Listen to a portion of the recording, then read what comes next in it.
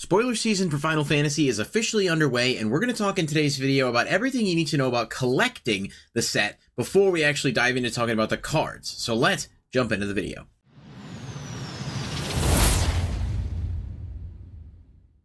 Alright everybody, thank you so much for being here. If you guys do enjoy the video, be sure to hit that like button and subscribe. Click the bell icon if you want to be notified when new videos are posted. I'll be posting an abbreviated version of this on TikTok as well. That'll probably be shorter, but kind of just have some of the major talking points. So if you're watching there, be sure to toss a follow as well. But we are going to talk about collecting Magic the Gathering Final Fantasy. The set officially releases in June, and while I am not a Final Fantasy diehard by any stretch, I have actually never played a Final Fantasy game with like maybe the exception of a few minutes of Final Fantasy VII.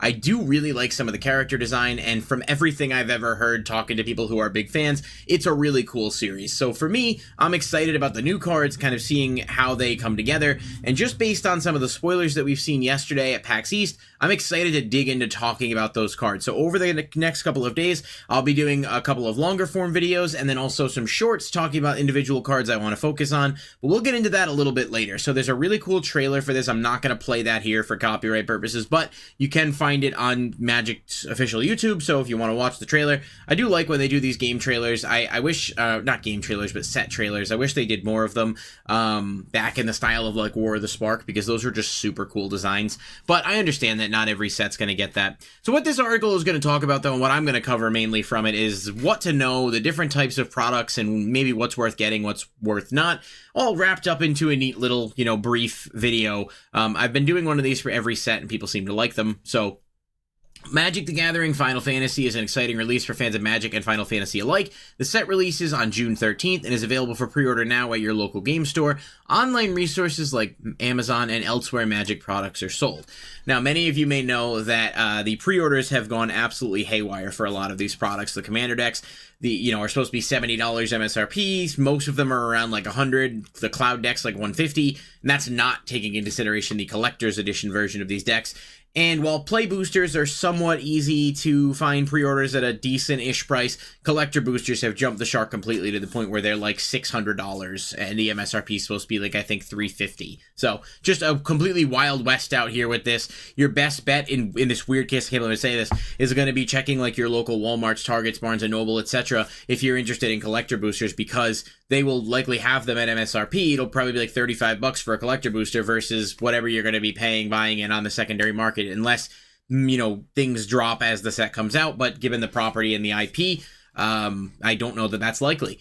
So I always say support your local game store, but if they're not selling it at MSRP or close to MSRP, your best option is going to be to check major retailers. So just kind of something to keep in mind as we get into this. Now, the Golden Chocobo or Chocobo. I know I'm gonna piss somebody off no matter how I pronounce that, so I'm guessing it's Chocobo or Chocobo, one of those two. We're just gonna call it the Golden Bird. I don't know. Listen, whatever. I'm not an expert. There is a serialized card in the set. It is numbered to 77, and this card, which we'll talk about in a bit here, I might actually talk about this specific card in this video, is not only extremely strong, but it has a ton of really cool variants. So the serialized one is going to be only in collector boosters, which you can pull in the gift bundle. You get, I think it's one or two, but I think it might just be one. And then there's a black colored one that is going to be only available in Japanese language. However, will be available in English products. It's only going to be Japanese. So there's that, as well as 6 other colors of those, which we'll talk about in a minute when we get to it. There's a whole section for them, but they're mechanically identical, obviously, all that. This is going to be expensive, okay? This serialized card is going to be a very, very expensive serialized card. We have Borderless Final Fantasy artist cards, which are featuring new illustrations from artists who have previously worked on Final Fantasy titles. So we've got Kefka Court Mage here with both a regular and a reverse. It's like a transforming card. Amazing artwork here. So I think it's really cool that they brought these artists in. These are in play boosters, collector boosters, pre-release packs, and everything they're available. Bundle as well. It's cool that these are not locked behind the collector booster paywall, especially considering how much those are. So there are 10 artists who are doing that, and there are 10 cards. So just a really, really cool design. Franchise moments with Through the Ages. We've talked about this one a little bit in the initial video when this was revealed a while back. These are all reprints using in-game art for the most part, existing artwork from the Final Fantasy series. We do have a couple of them here you can see on the screen. We've got Yuriko, which is a really good card, especially in CDH.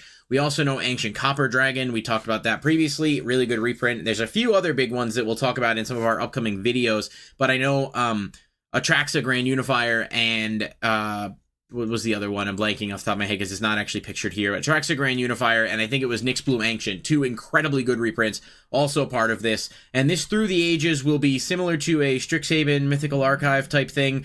It's going to be in everything. It's going to be in play boosters, etc. The only difference is the foil versions will be available in collector boosters, but you can still get these in the regular boosters, which is great. That does add a lot of value to play boosters that often end up being kind of an afterthought at this point in, you know, with the change in that formatting. So I like that a lot.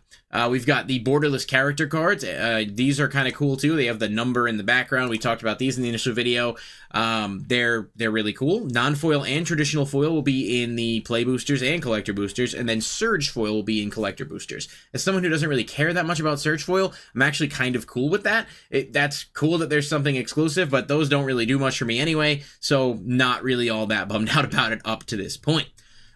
We've covered this a bit, but there's basically the FIN expansion symbol, which is standard legal. It's the main set. The FIC is Commander and Eternal formats only, and the FCA is that bonus sheet with the Through the Ages cards that will be playable in whatever formats those cards are legal in. Obviously, that's kind of covered there. We did talk about that a lot in the past.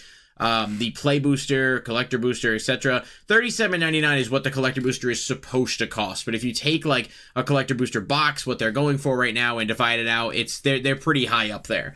Same deal with the commander decks, the collector decks. Like, market is just crazy for a lot of this stuff right now. And, you know, be aware of that. But also, if you're looking for my recommendation, I think play booster boxes may actually be okay for the set if you can find them under $200, specifically because, you know, there are a lot of good cards you can pull in a set that's going to be very popular. Also, you know, bundle, not a bad deal, $70. You get 10 packs in a promo. It's like $7 a pack. It works out okay. Gift bundles are a really good deal if you find them at MSRP because you're getting the 10 packs plus a collector booster. Obviously, that's worth a good bit, as we've seen. So I definitely recommend gift bundles if you find them at MSRP. I think it's a good price. Herald's Horn is actually the buy a box promo here. I love the artwork on it, and it's a good card, so I'm pretty happy to see that that's going to be here. Buy a box promos are always nice, and by all accounts, it does come with I believe play booster or collector booster box. So it's not, you know, it's not locked behind needing to buy a collector booster. Just a really cool card with some awesome artwork, and it's nice that there's a bit of an incentive there. There's a lot of dates here in terms of previews and spoilers. They'll be continuing throughout the course of this month, and we'll be continuing to cover them on the channel, so be sure to subscribe. The main set has 309 cards total, 20 mythic rares, 74 rares, 111 uncommons, 80 commons, 10 lands, 16 basic land. We talk about the commander decks. 25 new to Magic cards in each commander deck is pretty cool. So that's just nice to know we'll be getting a lot of new cards. And this will be on Arena as well. And there is some cool stuff. We did talk about the golden Chocobo. What I wanted to show you guys is there are a bunch of different color variants as well that will only be available in English language collector boosters. So nice to know that you will have the opportunity to get this. This card itself is extremely strong.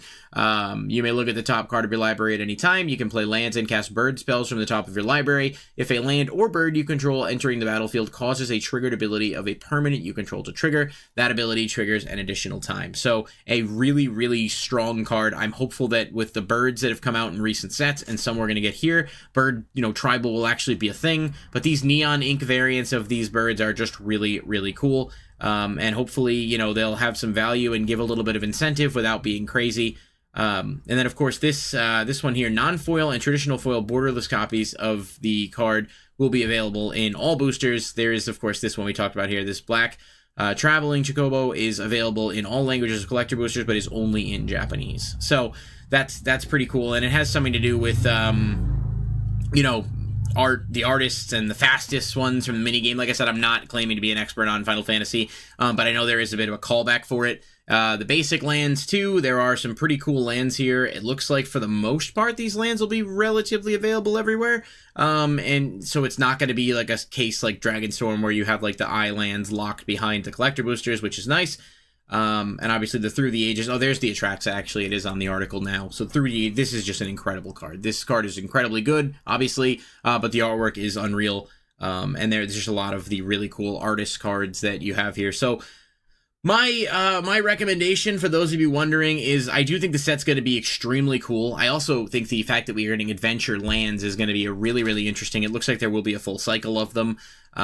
So I think, you know, in terms of buying product, I always say buy singles, but if you want to rip product, I think your best bet here is going to be to try to look for them at MSRP. Collector boosters do seem like they have a lot of potential based on what we've seen, but I can't recommend that, like, realistically at the price that they're being, you know, scalper priced at MSRP. I mean, $38 for a pack is kind of steep, but if you can find them, I don't know, $350 to $400 for a box, and you have the money where it's not going to hurt you to make a purchase like that, you could certainly go in on that. But I think in terms of the best value, the gift bundle has to be the best value here at $90, because you're basically getting 10 packs and a collector booster, which is equaling out to, you know, more than $90 of value, not to mention the promo and the dice that come with it. I just don't know what the likelihood is of finding that at this juncture, you know, at a reasonable price, unless more pre-orders go up. So this is kind of the breakdown of the set, the collections as far as we know. Let me know what you guys think of this, what you're planning on ordering, and if you have any questions, feel free to ask in the comments. I'll do my best to answer them. Like I said, this is just my personal perspective on it based on what I've seen.